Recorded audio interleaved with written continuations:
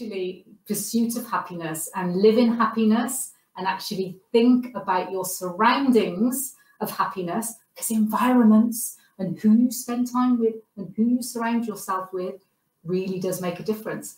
And then when we go on to the next speaker about talking, surrounding yourself with people, Rick and I seem as if we've known each other for a lifetime, surrounding ourselves with conversations of Britishness and Americanness and happiness and pursuits of happiness. And we met in Puerto Vallarta in Mexico only just 12, oh my gosh, it's been 12 months. God, it feels like 10 years.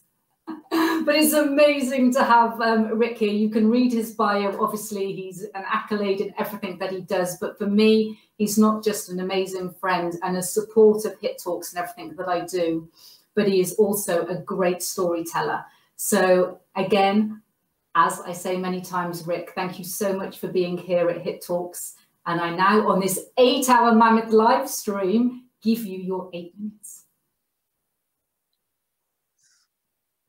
Thank you, Vikki. So great to be here, and to have this opportunity to speak. Is everyone hearing me around the world? It's a lot of responsibility, I feel. So as long as I can hear. If you can hear me, just give me that thumbs up. Great. So today, when I first met Vikki, it must have been close to a year ago in Puerto Vallarta. And in that trip, I met Sanjeev Chopra and I met Jackie Ruiz, some really excellent people. And I was introduced to them through Elena Sotomayor, who I'd met years earlier. What's funny is you start to think about what I should talk about. And I was thinking about this morning. So what am I going to speak? Because every time I ever do these, I say, I'm only going to wait to the moment before I speak, before I actually speak. So that way I'm as Vikki says, in need of a divine download. I'm need to hear something that's going to tell me what I need to speak about. And I thought about it today is that I've been working with a man you're about to meet after me, Sanjeev Chopra, and his lovely wife, Amita. And I'm thinking about all these connections we all have throughout the world. But none of these connections would have ever happened if I hadn't used this one principle that I like to talk about today, the principle of yes. It's actually put in our book that me and Sanjeev have written about speaking and writing, and it's one of the principles, one of the laws, the law of yes. And the reason I talk about yes is because so much of my life has been transformed with that simple thought. My father taught me something very early in life. He was a door-to-door salesman. He went from door to door. He'd tell me, Rick, I knock on one door and they say no. I knock on another door and they say no. He goes, I knock on maybe 90 doors and they all say no. Finally, I knock on one door. I'm on the 100th door and they say yes. You see, son, you have to knock on a lot of doors and hear no before you finally hear that one yes. And that was his mantra. He would go from door to door, he'd knock on the door and he'd wait for that yes. He'd show him his, I think he believed at the time he was selling vacuum cleaners. And there was also taught bibliography books or dictionaries, things like that. I mean, the old style of people did door to door. And he taught me that.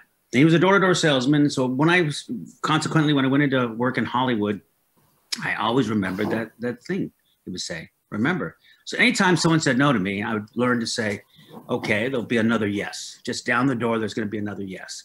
So I started to learn, put that thought in my mind and actually practice that I will hear another yes. And when you hear that yes, go with the journey. So years ago, I was working in San Diego, I started my career as a young actor and working at the Old Globe Theater. And there was another actor there. She had a child and she was older and she was African-American. And I remember she told me, she said, I said, listen, I have an audition coming up. It's for improv. Second City Improv is the largest improv group in America. I mean, John Candy came from Second City. Saturday Night Live was born from Second City. This is the greatest, and these were the greatest sketch players in the world. And I thought to myself, well, how can I do this? How can I do this show? Whoopi, how can I audition? And she said, just say yes. And I said, just say yes? She goes, yeah, just say yes. To everything they ask you, simply say yes. So I thought about it and I went to the audition and then they were there, the producers and writers and people. And they said, you know, this is improv. And I said, yes, I do. And the show we're going to develop while doing improv. You understand that? I go, yes. Have you done improv before? Yes, I have. Would you like to do improv now? Yes, I would.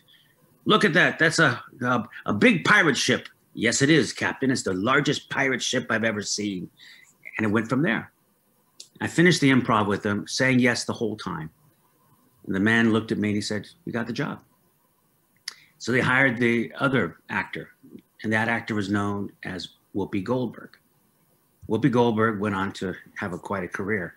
But I remember her telling me that, just to say yes.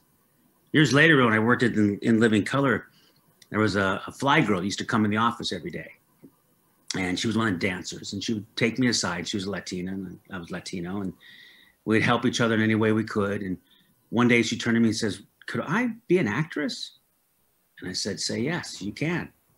And so she goes, yes, I can be an actress. And I said, I'm gonna write you a monologue just for you. And I wrote the monologue in Living Color, and I brought it to her, and I brought it to the executive producers, and they said, no, Rick, you need just to write, and she needs just to be a dancer. They said no. That stopped that. But it started with a yes. And that yes was Jennifer Lopez. Jennifer Lopez always remembered that, and in fact, went on to acting career. She said yes. And that monologue that they said no to was performed later on Broadway. So the yes starts the journey. There was a famous Chinese philosopher who said, a journey of 1,000 miles starts with one footstep. I would say a journey of 1,000 miles really starts with yes. Yes, simply saying yes. And many times when you're in this world and an opportunity may come to you, say yes. If you haven't said yes, try yes. Yes, I will. In fact, every time I do one of these hit talks for Vikki, she always calls me and I never say no. I say yes. Now remember, there's a caveat to no, there's an amendment to no, that you have to say no only when it doesn't serve your life purpose. When someone offers you an opportunity and it's not your life purpose, then you can say no. But to say yes, to imagine what it does when you say yes. During the pandemic, one of the worst times civilization's had in the last 100 years.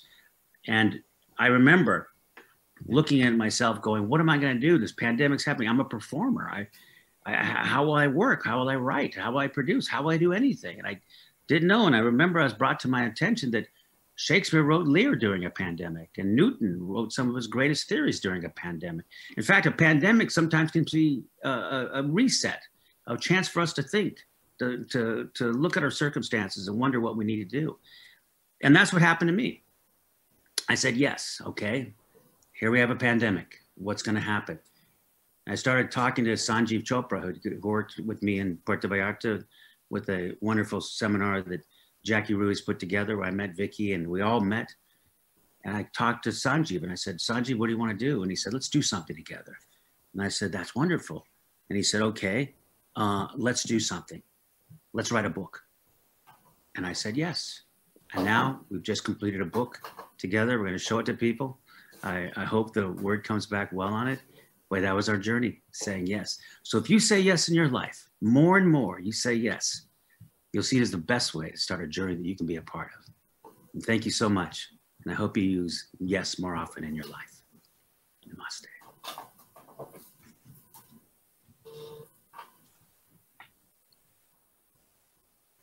Well, you heard it live here first.